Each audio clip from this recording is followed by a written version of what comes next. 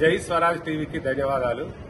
ఢిల్లీ మద్యం కుంభకోణంలో అరెస్ట్ అయి 165 రోజులుగా జైల్లో ఉన్నటువంటి కల్వకుట్ల కవితకు బెయిల్ రావడం అనేది ఆమె యొక్క బెయిల్ రావడం అనేది ఎవరికైనా రైట్ ఉంటుంది. ఈ యొక్క మద్యం కుంభకోణంలో పోలీసు ఎంక్వైరీ పూర్తయి ఛార్జ్ షీట్ వేసిన సందర్భంగా ఇంకా ఫర్దర్ ఎంక్వైరీ లేదు కనుక ఆమెకు ఉన్నటువంటి హెల్త్ ఇష్యూస్ దృష్ట్యా సుప్రీంకోర్టు ఆమెకు బెయిల్ గ్రాంట్ చేయడం జరిగింది. దానిపై ఆమె విడుదల కావడం జరిగింది. వాస్తవంగా ఈ బెయిల్ దశలోనే నెలలు సంవత్సరాలు జైల్లో ఉంచడం అనేది నేను ఒక న్యాయవాదిగా దాన్ని తప్పుపడుతున్నాను. విచారణ లేకుండా ఛార్జ్షీట్ ఫైల్ చేయకుండా బెయిల్ దశలోనే నెలలు సంవత్సరాలు ఉంచకూడదనేది నా యొక్క అభిప్రాయం.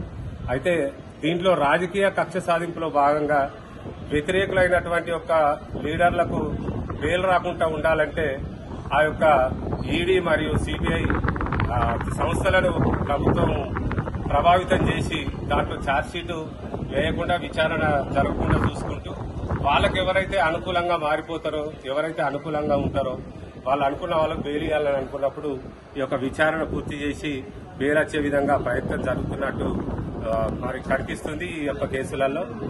కాబట్టి ఈ యొక్క రాజకీయ కక్ష సాధింపా లేకపోతే నిజంగానే ఇన్వాల్వ్మెంట్ ఉన్నదా అనేది ప్రజలకు ఒక మరి కన్ఫ్యూజన్ అయ్యేటువంటి పరిస్థితి ఉంది.